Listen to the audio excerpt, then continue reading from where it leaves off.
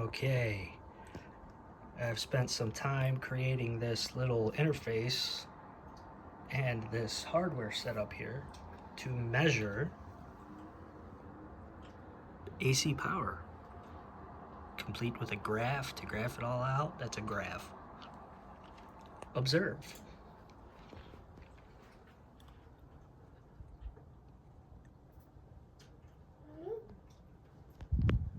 There's a light bulb here.